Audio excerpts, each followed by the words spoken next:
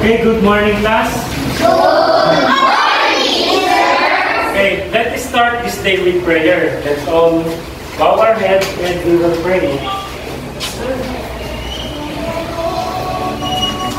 Almighty God, you are the source of life. We thank you for all the blessings you have given to us. Thank you for giving us another day to learn something new. Clear our mind and help us focus.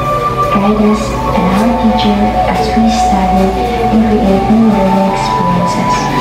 We pray in the name of Jesus Christ. Amen. Amen. Okay, for our energizer, I want you to dance like an animal. Let's act like animal. Okay?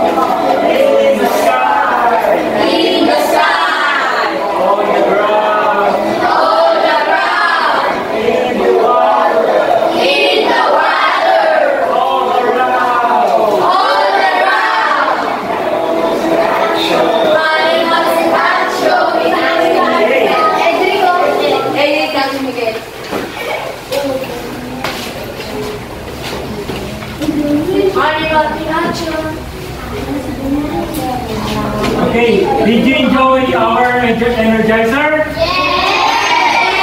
Okay, you may now sit down.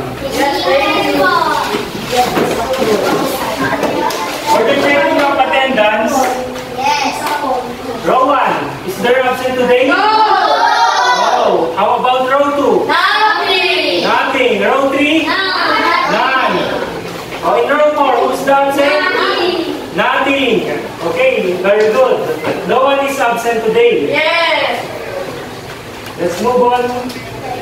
For the review of our past lesson, let's see if you know and if you remember our past lesson. I have a simple activity here.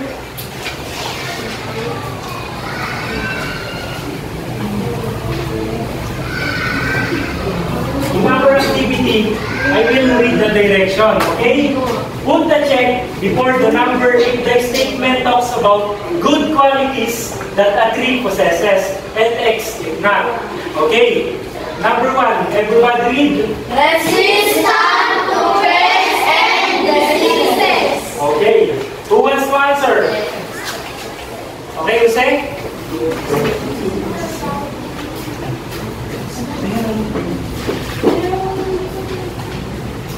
Okay, check.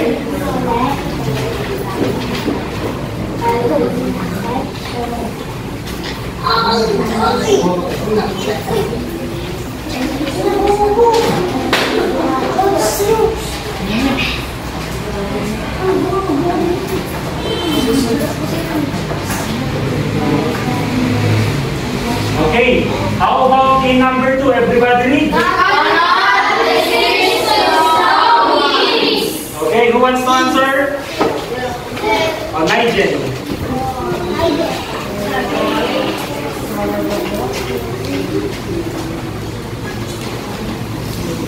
Okay. Number 3, everybody read. Saving during the dry months. Who wants to answer? Patricia.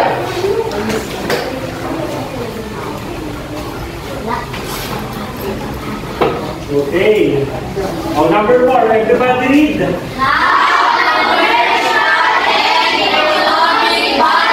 Who wants to answer? Sino na lang? No one.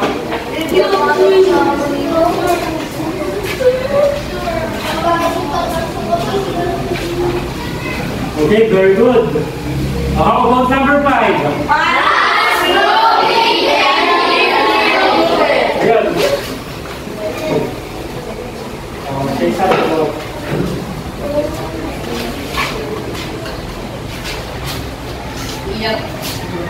Okay, very good. All your answers are correct. It seems you already understand and remember our past lesson.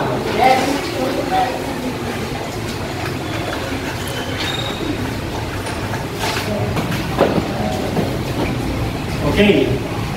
For our motivation, name animal or pets in your area or in your house with 4 legs. Who wants to answer? Dog. Other? Cow. Cat. Noah. Sheep. Patricia. Okay, cow. And how about in 2 legs? 2 legs. Raisa. Chicken. Other answer? Duck. Bird. Okay. Okay. Now, based on that, what do you think our lesson for today? Based on my questions earlier. Yes, to say? Kind of animal. 4 legs and 2 legs. 4 legs and 2 legs. Okay. Our topic is about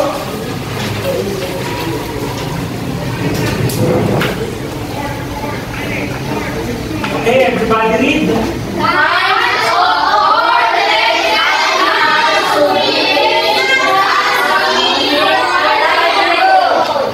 Okay, our topic is about kinds of 4-legged animals to be raised as a mean for livelihood.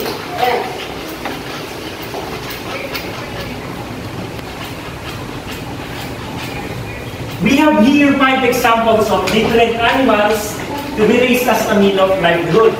But first, I will read this. One of the sources of livelihood of many Filipinos is animal.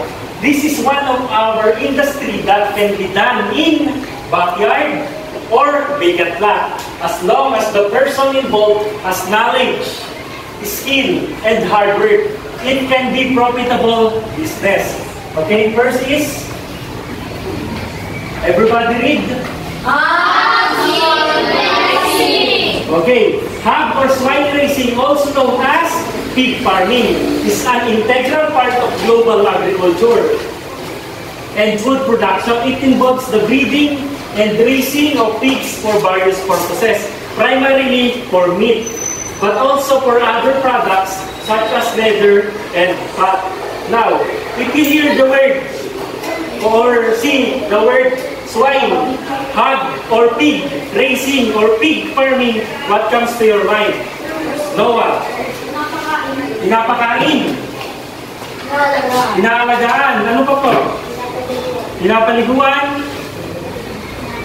Pinapadami. I have here one of the examples of pig.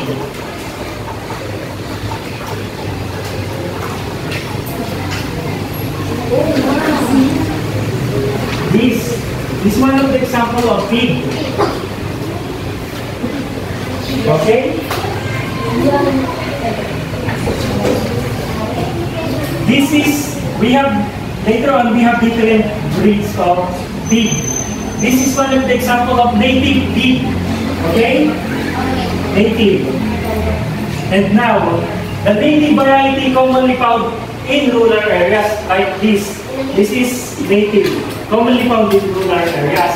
And now, who is familiar in this pig? Where did you see this? This is the imported varieties are Yorkshire or large white. This is the example of Yorkshire, or we can also call large white. And the meat of the pig or swine is called pork, and the piglet is called piglet. Okay? Number 2, everybody read. Goats are very popular among Filipinos because they require low capital investment, fit the small hold farm condition and multiply fast. Okay, now if you hear or see the word goat, what comes to your mind? You say? Pinapadami. Pinapadami. Ang yung goat, ano ba yung goat? Kambing. Kambing. Raisa. Pinapastol. Okay? Pinapakain. Pinapakain. Saan sila pinapakain? Sa mga damuhan. Sa mga damuhan. Okay. Goats require low maintenance because they eat tree leaves, meats, grasses, and agricultural byproducts.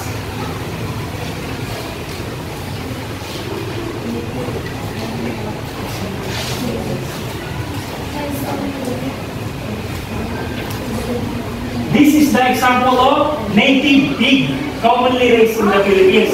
This is native. Now, here are some examples of goat breed. First is the Anglo-Nubian. Everybody read? Anglo-Nubian. Okay. Recognized for its long dropping ears and large frame. Okay. Known for producing milk with high butter fat content, making it ideal for cheese and other dairy products. Now, everybody read? Bower. Characterized by a muscular build, short back, they usually have white body and colored head, brown or red. Just like this. This is one of the examples of Bower breed. This is, as you can see in this picture, this is also Bower, but this is called red Bower. All bodies up to the head is color red or sometimes brown. The meat of the goat is called chibon, and the small goat is called hid. Okay. Next, everybody read. Cattle has gained importance as business projects of the livestock industry in the Philippines. They can make use of cheap, plentiful byproducts such as rice straw, ginikan, at dalat, rice bran, or sugar cane drops. If you hear or see the word cattle, what comes to your mind? Ano ba yung cattle? Nigel, baka, okay. Oh, if you hear the word baka, what comes to your mind? Okay? Pinapakain. Pinapakain. Edric, pinapadami. Pinagkakakitaan. Pinagkakakitaan, okay. Here are some examples. Oh, this is one of the examples of goat. No, it's not a goat, it's cow. Sorry.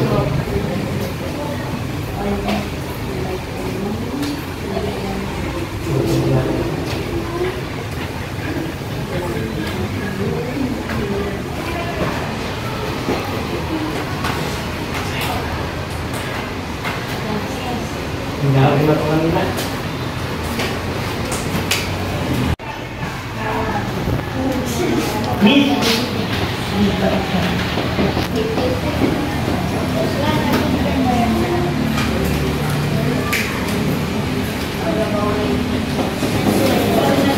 Okay, this is one of the examples of goat or cow commonly raised in the Philippines.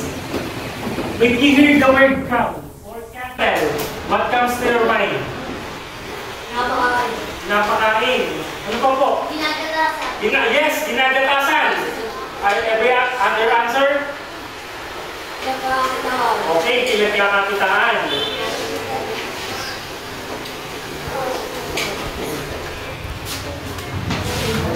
Next is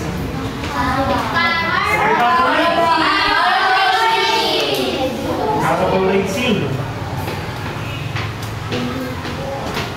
The Carabao or swamp type buffalo is a prize symbol of farmers' wealth and important symbol of Philippine agriculture. Millions of crop farmers rely on this animal as the main source of manpower and for almost all farming. Okay, now, Carabao, if you hear or see a Carabao, what comes to your mind? Oh, other answer? Pinapaliguan. Ginagatasan. Ano ba yung Carabao? What is Carabao? Saan ko mo nakikita yung Carabao? Carabao. In the bukid. In the farm. Okay?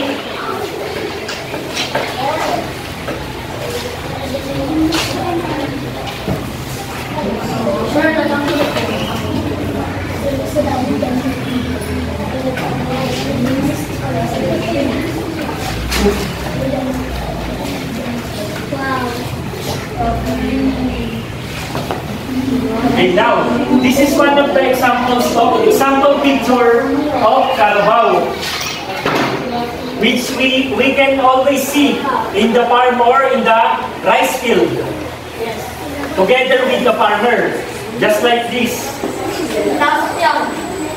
Okay, sinasakyan niya. This is water buffalo, common breed in the Philippines.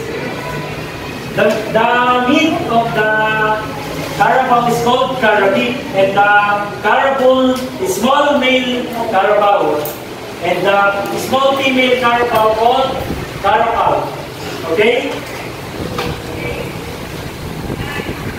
Last is horse racing. Horse is a highly intelligent and emotional animal that will change your life. Interacting with horses is one of the most stress-relieving activities. However, you must be fully prepared to consider financial issue along with the commitment needed if you decide to raise horse at your property. Okay, now horse. If you hear the word horse or see a horse, what comes to your mind? Yes po? Sinasakyan. Pinapakain. Ano po? Ipinapastol. Ginagamit sa kalesa, okay. I also have another example of two horse. Based on this picture, what do you think? Ano yung ginagawa ng horse? Tumatakbo. Okay. Horse. One of the most expensive among animals we mentioned before, because horse is one of the expensive and common na nire-raise lang ito ng mga mayayaman. Just like artists, politicians, and other. Milyonaryo. Okay. Just like this. Horse meat. The meat of the horse is called horse meat. Okay? And the small horse called pony or Bisiro. Okay? Okay, now. Do you have any questions regarding our topic? Nothing. Okay, now. I have questions. What are the important benefits that can be derived from raising these animals? What are the benefits of those animals we mentioned earlier? Who wants to answer? Kasi, pinagkakakitaan natin. Livelihood. ibinebenta for selling. Pinapakain sila, pinapastol. Ano pa? Yung isa sa pinakamahalagang Nigel, ginagatasan yun. That's one of the examples of benefits that can be derived from these animals we mentioned that we tackle in this lesson. Okay? Now, we have activity. What you're going to do is you are grouped into 3 and arrange, and you are going to arrange the picture puzzle. Now, group yourself into 3.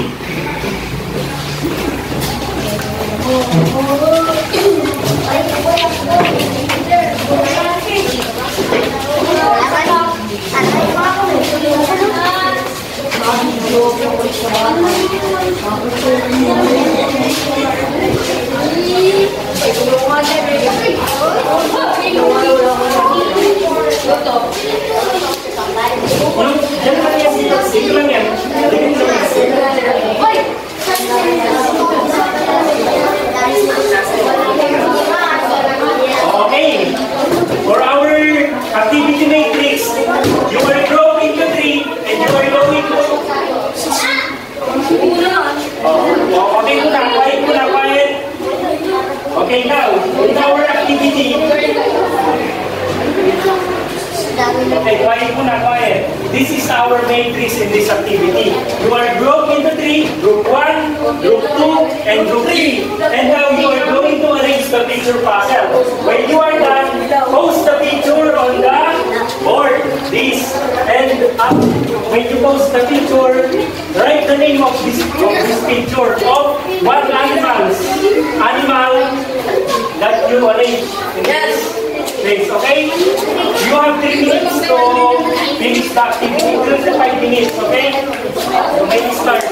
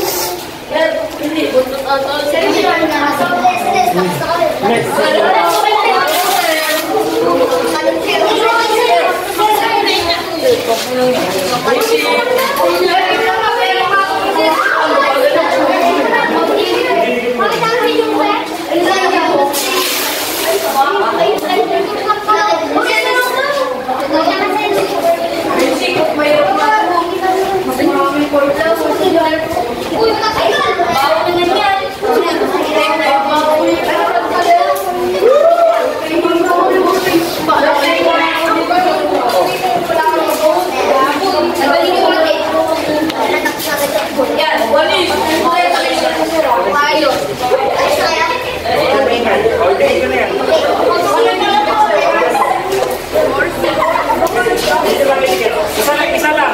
O, lahat na yung problema sa'yo. Upo na doon. Isa lang.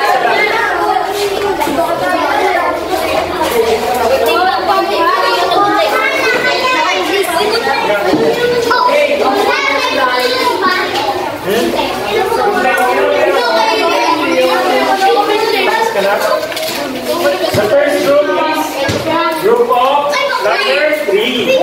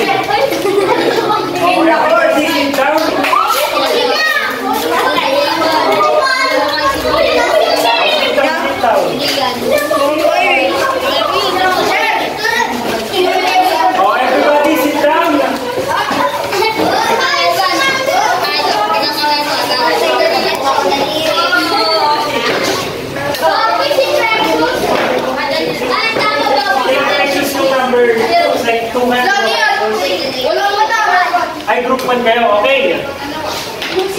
Now, in our activity, the first group is the group 3. The group 1, and the third is group 2. Okay, now, Jose, what animal is that? Horse. What kind of animal is that? Cow. And which horse? Horse? And pig. Okay.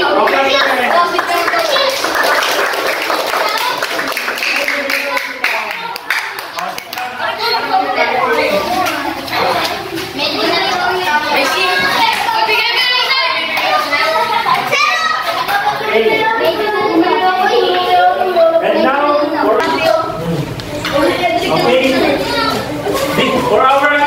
for our evaluation, this is you are going to answer these questions. This is related to all our lessons earlier. From our topic, kinds of four-legged animals to be raised as a means for livelihood. Okay, now, choose the best answer for each question. Each question is worth 1 point. And now, in your 1 whole sheet of paper, copy all this and write your answer. Okay?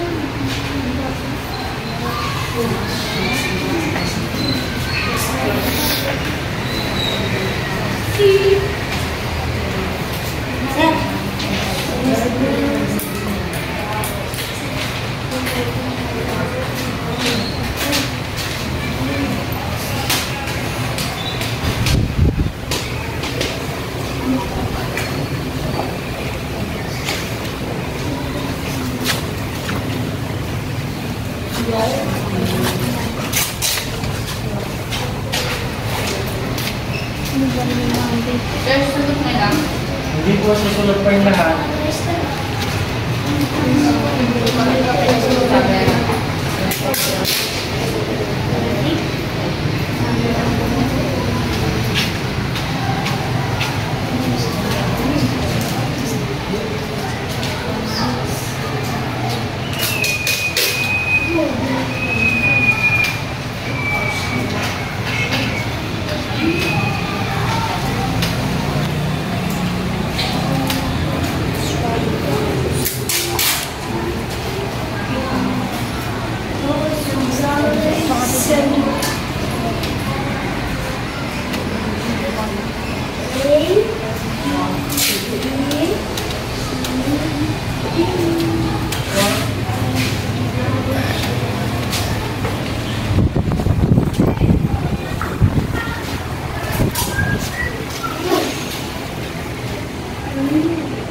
Next na po tayo, number 4.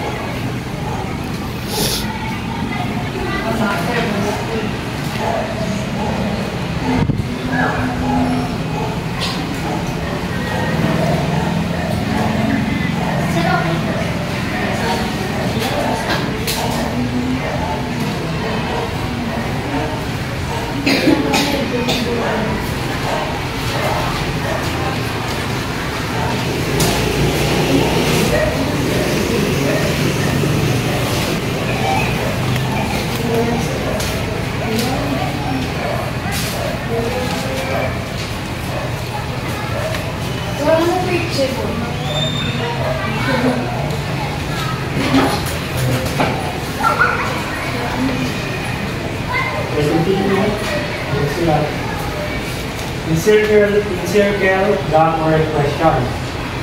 The correct answer. Number 4. Hindi pa po. Yes.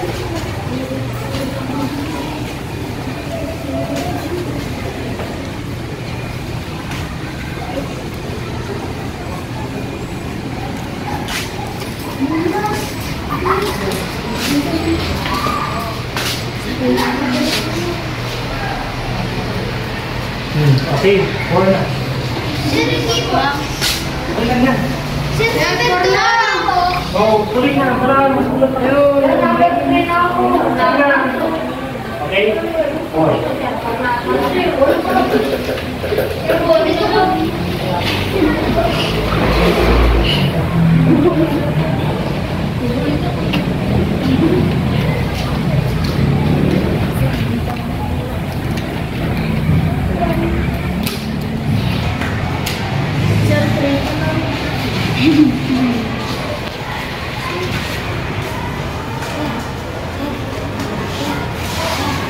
Master,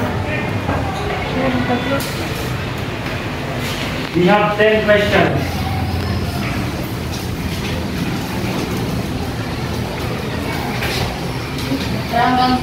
Opo.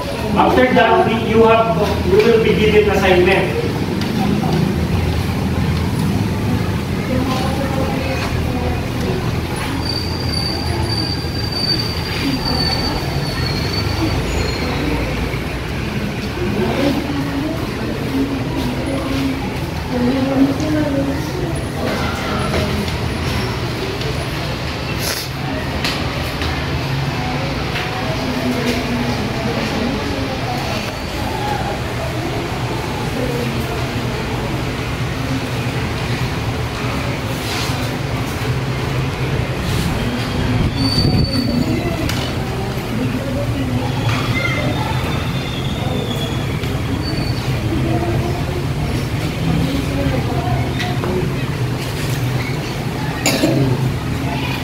Last.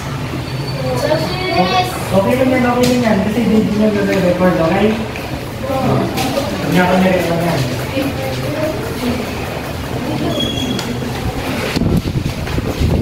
Exchange paper. Hi, Katjen. Okay. Katjen. Tapos, yes. Answer. Keep quiet while answering. Don't talk to your seatmate.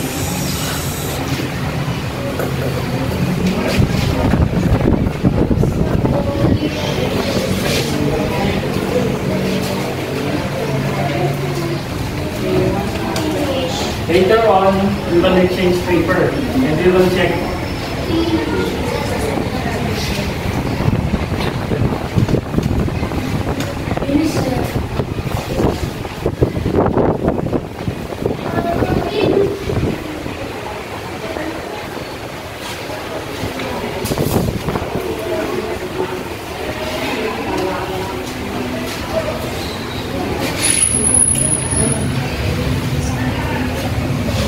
Okay, now, exchange paper sa kabila. So, other row. Exchange paper na exchange paper.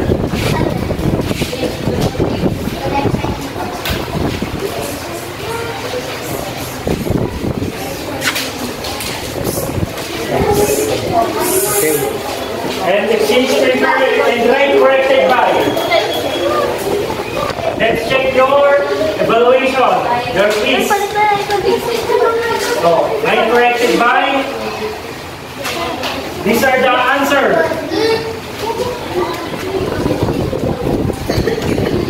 Check it. Oh.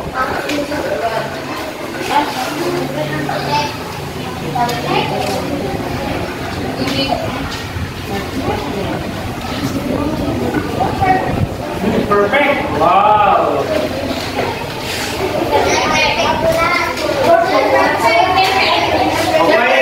Keep quiet, keep quiet.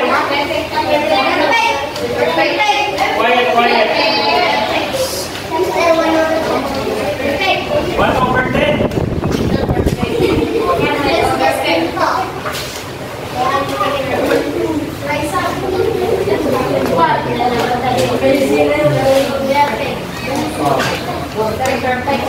Who got 10? Give me the paper.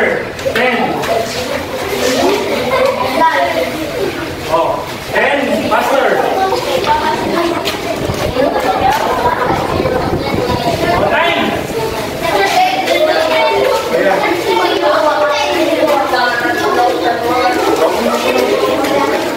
Oh, 7.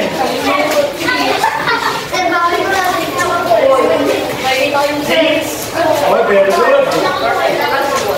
9. Oh, 0. Oh, number 5. 6. Oh, below 5. Okay, now. For your assignment,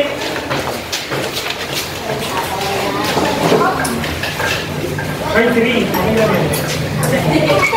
Okay, for your assignment, bring your PLP notebook. For your assignment, get a tour in your community or house and list all four-legged animals you will see, including farm animals and house animals. Sir, mag-drawing po.